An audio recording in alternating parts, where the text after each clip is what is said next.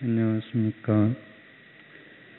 오늘은 연중 제11주간 목요일입니다. 그리고 한국 천주교 주교회의가 정한 민족의 화해와 일치를 위한 9일 기도 기간의 첫날이기도 합니다. 오늘 복음은 예수님께서 기도에 대해 가르쳐 주신 다음 주님의 기도가 들어있죠. 어제 우리가 기도와 자성과 극기에 대한 내용이 들어있는 마태복음 6장을 읽었는데요. 기도에 대해서 가르쳐 주신 다음에 그 기도의 가장 모범적인 예로 오늘 우리가 들은 주님의 기도를 가르쳐 주십니다. 예수님께서는 빈말을 되풀이하지 마라 하시며 다른 민족 사람들은 말을 많이 해야 신을 움직일 수 있다고 믿는다고 말씀을 하십니다. 신을 움직이는 말, 그것이 바로 주문입니다. 유식한 말로 만트라라고 하고 우리식 발음으로는 만다라라고도 하는 알아듣는 말일 수도 있고 그 뜻을 모르는 말일 수도 있지만 어떤 말을 계속 반복하면 어떤 그 신이나 다른 특별한 영적인 존재를 찬미하고 높이면서도 다른 한편으로는 그 존재의 힘을 빌리고자 또 그 존재가 반드시 나를 도와주도록 강요하는 것이 주문이기도 합니다.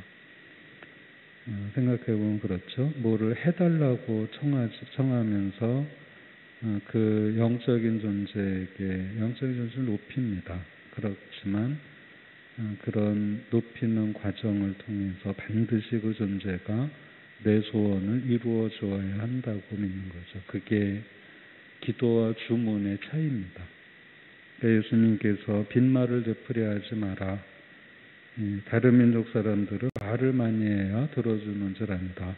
그것은 하느님의 백성의 유다인들조차도 기도와 주문을 잘 구분을 하지 못했다는 것을, 또 그런 이방인들의 기도와 하느님의 백성의 기도가 분명히 달라야 한다는 것을 가르쳐 주시는 것입니다.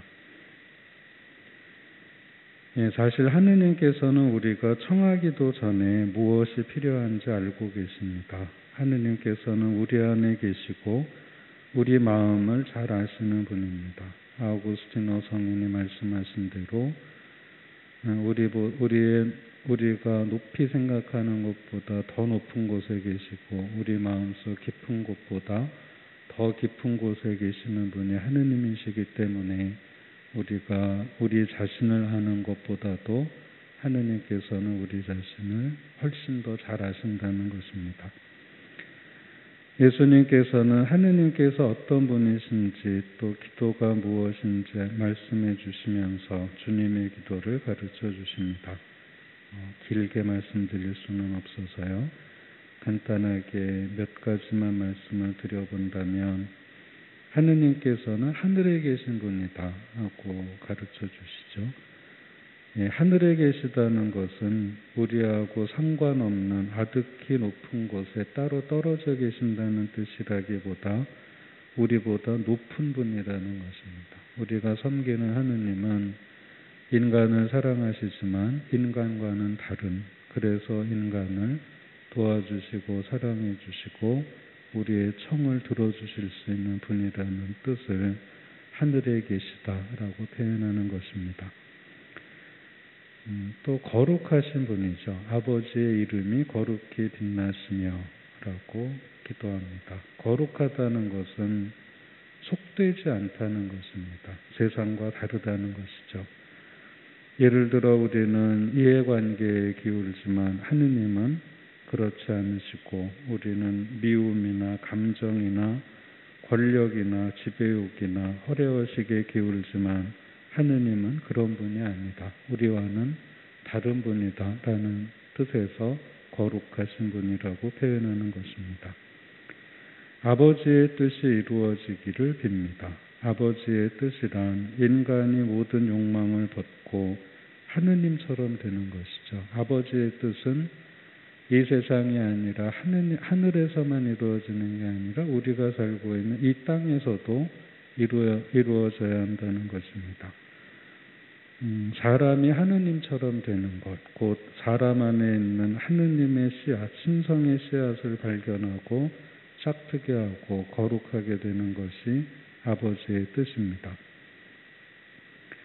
우리가 하느님의 뜻대로 변화할 수 있는 힘은 바로 용서에서 나옵니다. 하느님을 움직일 수 있는 힘은 주문이 아니라 용서입니다. 저희에게 잘못한 일을 저희도 용서하였듯이 저희 잘못을 용서하시고 라는 이 구절은 용서야말로 하느님을 움직일 수 있는 힘임을 잘 보여줍니다. 우리가 민족의 화해와 일치를 기도하는 첫날인 오늘 특별히 용서에 대해서 생각을 할 필요가 있겠습니다. 사실 미국과 영국도 미국이 독립전쟁을 함으로써 아주 처절하게 영국과 싸우고 독립을 했죠. 또 독립한 미국은 남북전쟁이라는 아주 대단한 전쟁을 치르면서 또 오늘에 이르렀습니다. 그러나 미국과 영국은 여전히 가장 중요한 동맹이고 미국도 남부와 북부가 서로 조금 좋아하진 않는다고 하지만 원한 관계를 가지고 살지는 않습니다. 스페인도 내전을 아주 혹독하게 겪었죠.